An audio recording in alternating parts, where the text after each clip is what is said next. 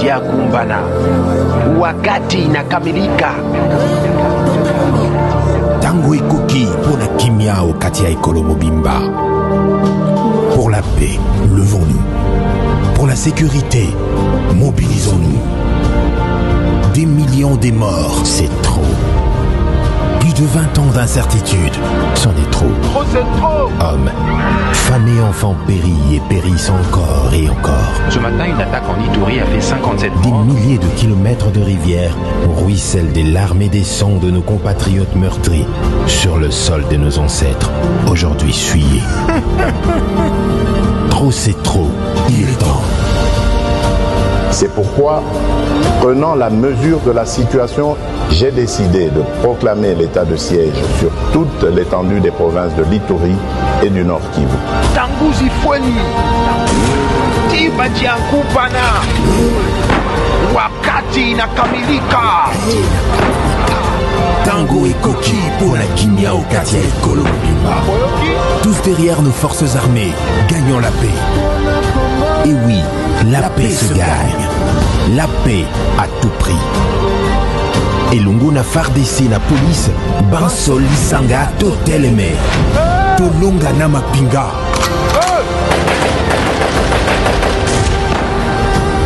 Bendele Koyate. Congo, Congo.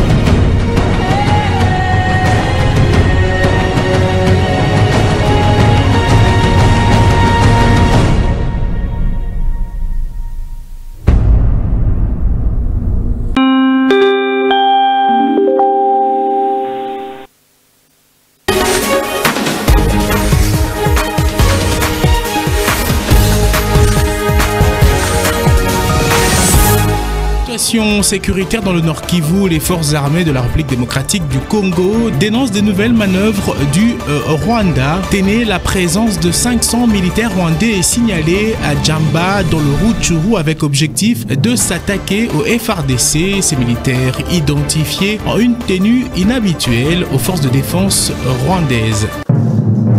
Maître Arlette Odia et le collectif pour le développement du Congo SEDUC adhèrent au PPRD, le Parti du peuple pour la reconstruction et la démocratie. La cérémonie d'adhésion a eu lieu ce jeudi, c'était au siège de ce parti à Kinshasa. En sport, Hector Cooper en voie de devenir ex-sélectionneur de Léopard A de football. Via une lettre lui adressée par le gouvernement de la République démocratique du Congo, il lui a été notifié un préavis de résiliation de contrat. On lui reproche de manquement à des devoirs d'entraîneur, notamment la non-amélioration des performances de l'équipe nationale. Nouvelle session d'information sur votre télévision. Bienvenue à toutes et tous. On commence d'abord par les nouvelles du séjour du couple royal belge en République démocratique du Congo. Sachez que ce jeudi, comme le mercredi, a été une journée très chargée pour le couple royal aux côtés du couple présidentiel de la République démocratique du Congo. Le roi Philippe et la reine Mathilde ont donc participé à une table ronde organisée à l'Académie de Beaux-Arts ici à Kinshasa.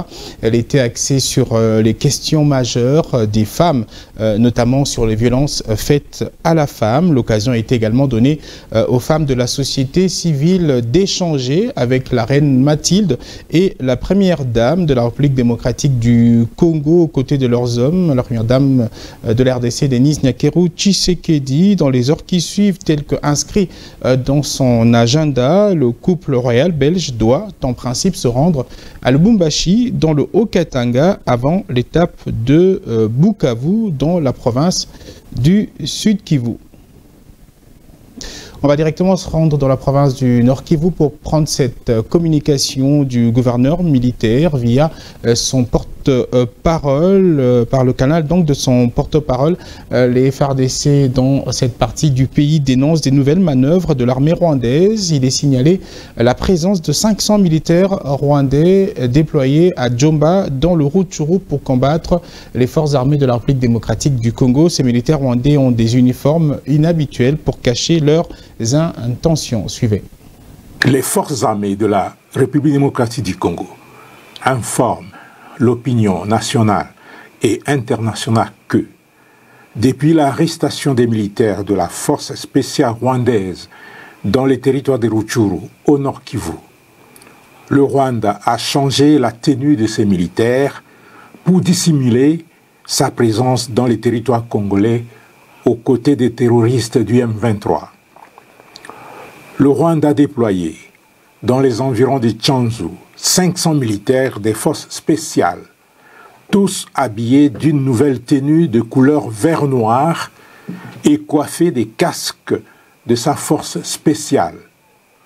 Pire encore, les terroristes du M23, soutenus par le Rwanda, leur mentor naturel, se sont intentionnellement attaqués à la MONUSCO à Muhati, non loin de Bikenge, dans le groupement des Djomba en territoire de Rutshuru. Pourtant, la force de la MONUSCO est en plein exercice de sa mission conformément au mandat du Conseil de sécurité des Nations Unies. Au cours de cette attaque, 3 casques bleus tanzaniens ont été blessés, dont un grièvement. Ce dernier a été évacué pour des soins appropriés.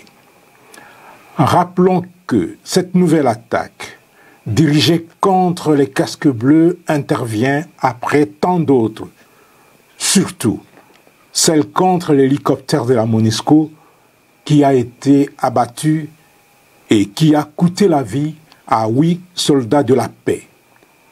En s'attaquant à la force des Nations Unies, le M23, soutenu par le Rwanda, confirme son caractère terroriste. La population congolaise est appelée à la vigilance et à dénoncer la présence de toute personne porteuse d'armes et habillée en tenue vert-noir.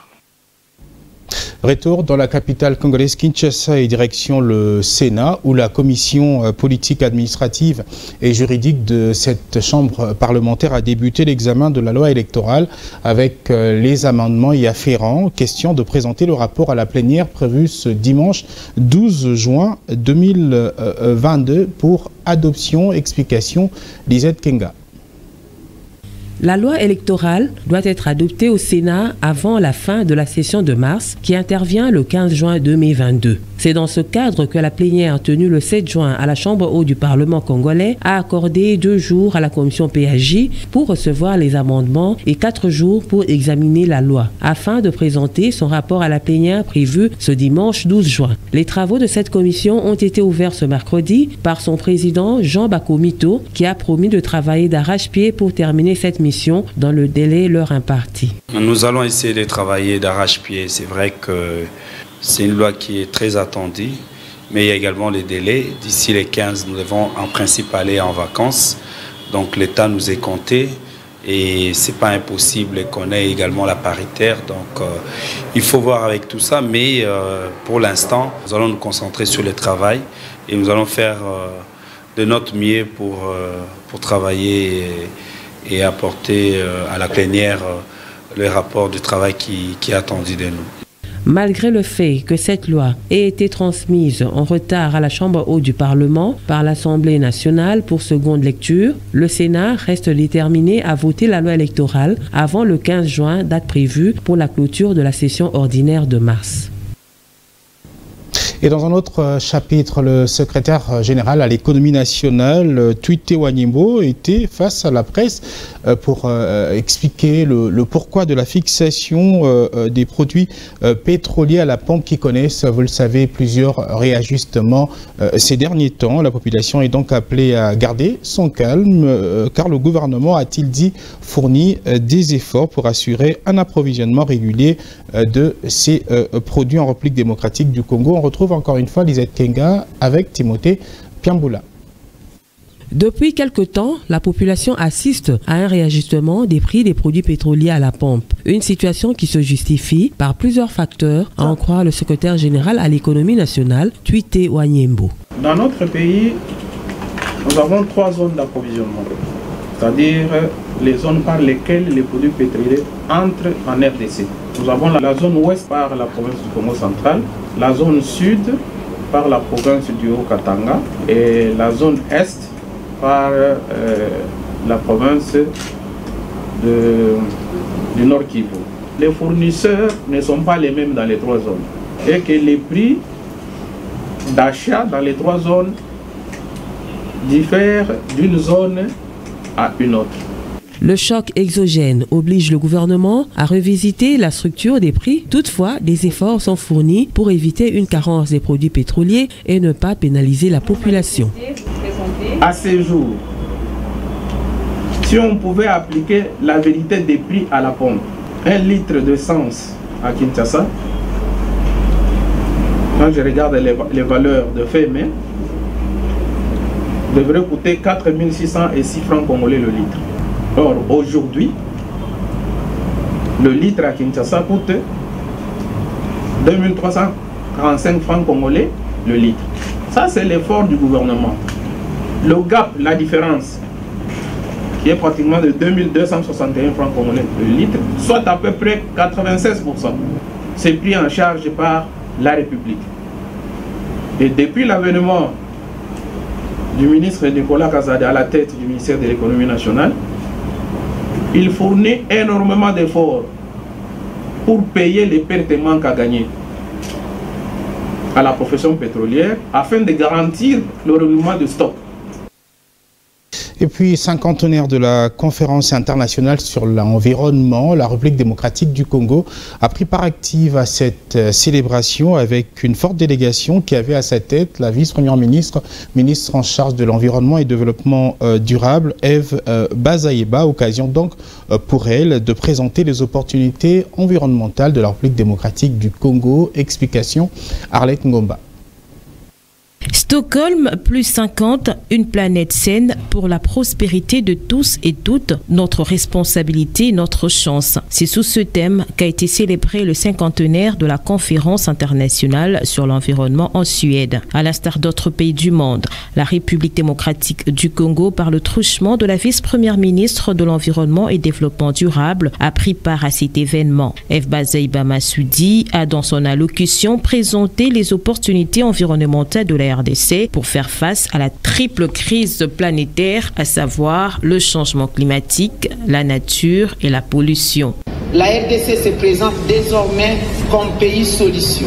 Dans une approche contributive, nous présentons notre potentiel forestier, nos tourbières, nos minéraux stratégiques et nos ressources en eau comme une solution à cette crise mondiale. Ceci en vue d'atteindre l'atténuation de la température planétaire à 1,5 degré Celsius et nous adapter à la nouvelle donne du climat.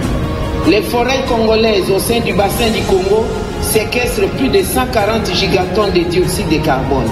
Avec l'appui de l'Union européenne et le Royaume de la Belgique, les récentes études scientifiques basées sur les observations faites à partir de la tour à flux installée dans la réserve des biosphères de Yangambi au nord-est de mon pays attestent que les forêts du bassin du Congo sont actuellement le premier poumon mondial en termes de capacité de séquestration de carbone. Le principe pollueur-payeur dont la RDC attend d'être payée équitablement n'a pas été oublié par la patronne de l'environnement. C'est pourquoi nous attendons un financement équitable en échange des services rendus par nos forêts et par application du principe pollueur-payeur cette compensation ne doit pas être considérée comme une aide au développement, mais plutôt un droit face aux sacrifices consentis par notre peuple pour la préservation de ses potentiels. La RDC est disposée à de sérieuses discussions pour l'avenir durable. Le cinquantenaire de la conférence internationale sur l'environnement coïncide avec les 50 ans d'existence de l'action environnementale et la création du portefeuille de l'environnement et la protection de la nature en République démocratique du Congo. Et ici à Kinshasa, après le lancement des travaux d'installation de quelques entreprises dans la zone économique spéciale pilote de Maluku, sachez que le gouvernement de la République vient de disponibiliser la somme de 20 millions de dollars américains pour aménager donc cette zone économique spéciale. La signature des contrats de viabilisation des infrastructures physiques de base entre l'agence de cette zone économique spéciale et les entreprises China Guangdong provinciale et Rai Group est intervenu ce jeudi. Plus d'explications, Obed Kambale. Effectivité d'opérationnalisation de la zone économique spéciale pilote de Maluku après le lancement des travaux d'installation de quelques industriels dans la dite zone, la signature des contrats de viabilisation d'infrastructures physiques de base entre l'agence des zones économiques spéciales et les entreprises China Guangdong Provincial, CGCD pour le génie civil et Rai Group pour le génie électrique est intervenu ce jeudi à Kinshasa. Cérémonie présidée par le ministre de l'Industrie, Julien Paluku Kaungia. Un sentiment de satisfaction pour le président de la République qui, depuis le mois de février, nous a instruit 5 fois pour que la zone économique spéciale de Maluku soit opérationnelle. Comme tout le monde le sait, ça fait 10 ans que cette zone était dans les tiroirs. Le gouvernement avait débloqué 20 millions de dollars pour devoir réaliser des travaux de génie civil et de génie électrique. C'est-à-dire les travaux de voirie, les travaux de construction des bâtiments, des guichets uniques à l'intérieur, l'eau potable, l'électricité. Ces contrats ont été approuvés par le Premier ministre. Nous pensons qu'à partir de maintenant, l'État va réaliser les travaux d'infrastructures dans la zone, mais en même temps, les entreprises vont commencer à pousser dans la zone. Et le président de la République sera convié à Maluku, non pas pour poser la première pierre, je l'ai dit, mais ça sera pour voir les travaux qui sont déjà en chantier et il ne posera que la pierre de bénédiction des travaux. Quel rôle doit jouer l'industrie dans la pacification de l'Est de la RDC? Julien Paluku Kaungia précisa. De la même manière que la zone de Maluku est maintenant en train de démarrer effectivement, le chef de l'État a insisté pour qu'une autre zone soit développée à l'est du pays pour essayer un peu de résorber le chômage, permettre à ce que les jeunes qui se font recruter, peut-être dans les mouvements armés, puissent être attirés par la présence de cette zone économique spéciale. Et un chapitre consacré aux activités politiques. D'abord, cette adhésion au sein du PPRD, le Parti du Peuple pour la Reconstruction et la Démocratie du Collectif pour le Développement du Congo, CEDUC en sigle, le parti politique cher à Maître Arlette Odia. Ce parti politique est désormais affilié au Parti du Peuple pour la Reconstruction et la Démocratie. La cérémonie d'adhésion a eu lieu au siège de ce parti ce jeudi, ici dans la capitale congolaise, Kinshasa, dans la commune de la Gombe. Étaient présents Bénédicte Ndembe et Rémi Diakoubikwa. C'est désormais une histoire d'amour qui se vit entre le collectif pour le développement et l'unité du Congo de Maître Arlette Odia et le Parti du Peuple pour la Reconstruction et la Démocratie du sénateur à vie Joseph Kabila Kabange, affectueusement appelé Raïs.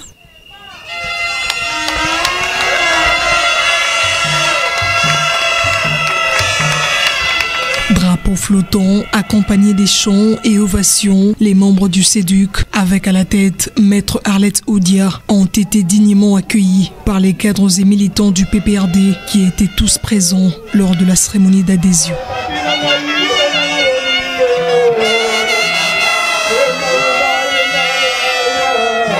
Prenant la parole juste après la cérémonie d'adhésion, Maître Arlette Odia a remercié le président national du parti, le sénateur à vie Joseph Kabila, ainsi que tous les cadres et militants d'avoir accepté la demande d'affiliation de sa structure politique. Celle que l'on surnomme Maman Sociale a justifié son choix par le sérieux, la sérénité, bien plus la vision prônée par le PPRD du Raïs. Preuve que le parti du Raïs est une grande machine politique. Camarades secrétaires permanents, qu'il vous plaise de transmettre au camarade président national, le Raïs Joseph Kabila Kabange,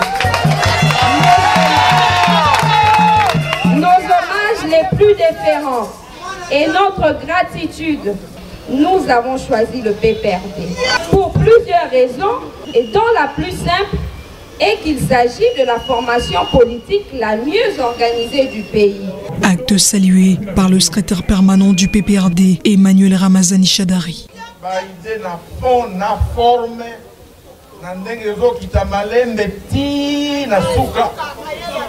Est-ce que ceux qui t'opponient à un candidat député à collègue ou bien à collègue? Une cérémonie colorée également par la présentation de quelques innovations, à l'instar des œuvres d'art dédiées au président national du PPRD à l'occasion de son 51e anniversaire. Il a passé près d'un mois dans la province du Nord Kivu, précisément en ville de Goma, où il a posé plusieurs actions caritatives. Lui, c'est le député national Josué Mufula qui a pu sur place communier avec sa base, mais également échanger avec les forces vives de cette partie du pays lors de son séjour dans la province du Nord Kivu. Résumé avec, encore une fois, Bénédicte Ndembe. Le séjour de l'honorable Josué Mufula à Goma n'a pas été de tout repos. Après avoir primé plus de 1400 élèves et 38 écoles du Nord Kivu qui ont participé au concours littéraire de poésie sur la paix dans l'Est de la RDC et après avoir manifesté son soutien indéfectible au FRDC qui défendent le territoire national devant les ennemis du M23 soutenus par le Rwanda, l'honorable Josué Mufula a accordé plusieurs audiences à plusieurs structures de sa base de la ville de Goma avant de regagner Kinshasa. Parmi ces structures, l'on retrouve la direction provinciale du mouvement Scout ainsi que les syndicalistes des enseignants du Nord Kivu. Nous sommes les syndicats des enseignants du Nord Kivu. Nous avions été à Kinshasa, nous avions sollicité, rencontré l'honorable Josué Mufula par rapport généralement aux œuvres littéraires qui ne cessent de manifester dans notre province du Nord Kivu. Mais nous n'avions pas eu cette occasion. Mais heureusement, dans sa présence ici à Goma, dans le cadre des concours qu'il a organisé, nous avions sollicité et cela nous a permis d'être avec lui, non seulement pour lui présenter nos sincères remerciements par rapport à ce qu'il est en train de faire pour la jeunesse de la province du Nord Kivu dans le cadre de l'éducation, mais également comme syndicaliste, nous avions voulu non seulement lui montrer qu'il devrait rester seulement serein auprès des élèves, mais il serait mieux aussi de prendre en compte et en considération le desiderata des enseignants du Nord Kivu. L'élu de Goma s'est également rendu dans plusieurs sites aménagés pour les sinistrés, un an après l'éruption du volcan Nyiragongo. Question de se rendre compte de la vraie situation dans laquelle vivent des milliers de familles victimes de cette catastrophe naturelle.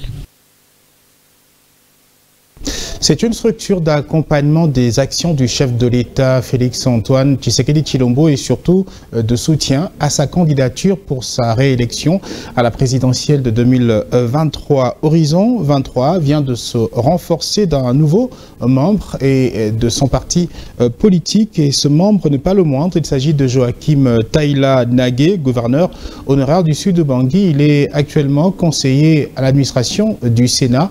Son adhésion a été supervisé par le coordonnateur national en personne de Horizon 2023, Dadi Chiswaka. Regardez. Jeudi 9 juin 2022, nous sommes à Kinshasa au siège de la mégastructure Horizon 2023. Ce jour, son coordonnateur national, Dadi Chiswaka, accompagné de quelques cadres de la coordination, supervise une nouvelle adhésion, celle du RADESO, le Rassemblement pour le développement économique et social, et son président Joachim Taïla Nagé, gouverneur honoraire de la province du Sud Ubangi et actuellement conseiller au Sénat. Par conviction, il a décidé d'adhérer dans cette méga structure qu'est Horizon 2023, première officiellement lancée en RDC en marge de la présidentielle de 2023, avec comme soutien à la candidature du chef de l'État Félix Antoine Tshisekedi Tshilombo pour sa réélection. On ne doit pas aller à cette élection avec des tâtonnements. Nous sommes en train de nous préparer sérieusement pour lui donner une majorité confortable, pour qu'il puisse appliquer correctement sa vision comme il a déjà commencé pour ce pays ici. Je ne m'engage pas dans des histoires comme ça.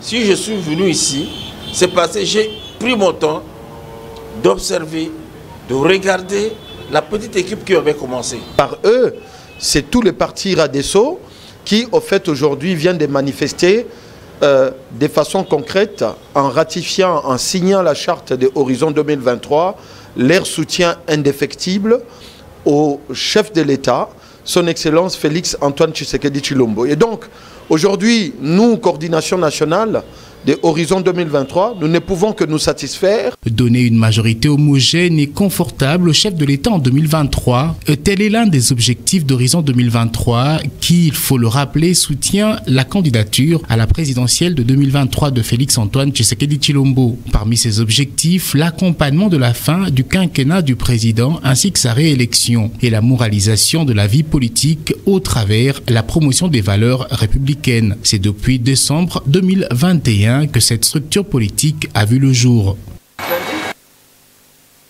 Et cette nouvelle en sport, le gouvernement de la République démocratique du Congo vient d'adresser ce 9 juin 2022 un préavis de résiliation de contrat à l'Argentin Hector Cooper, sélectionneur des Léopards A. Il lui est reproché, entre autres, des manquements à des devoirs d'entraîneur, notamment la non-amélioration des performances de l'équipe nationale football A, les Léopards de la République démocratique du Congo. Arrivé à la tête de la sélection nationale congolaise en avril 2021, Hector Cooper présente un bilan de 3 victoires, 5 nuls et 5 défaites en 13 rencontres disputées. Son contrat devrait prendre fin en principe en 2023.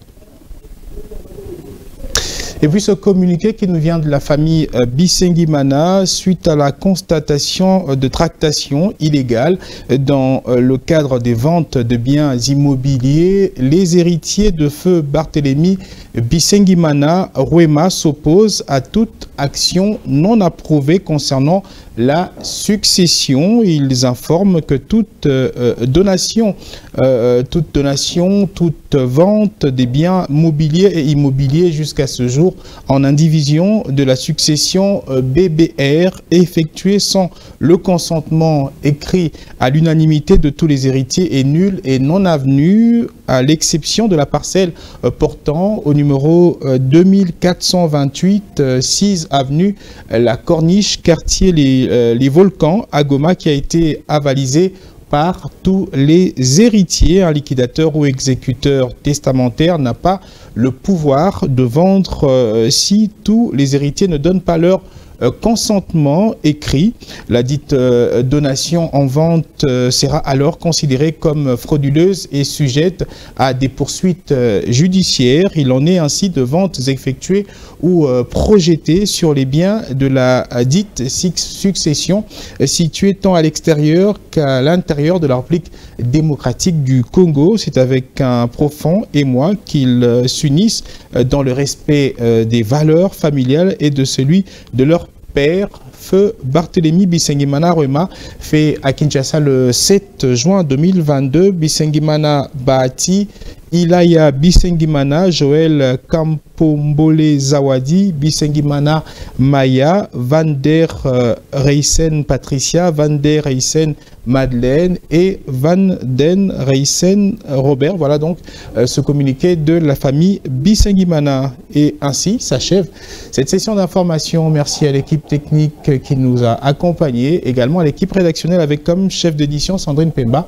À vous également de l'attention soutenue. Bonne suite de nos programmes.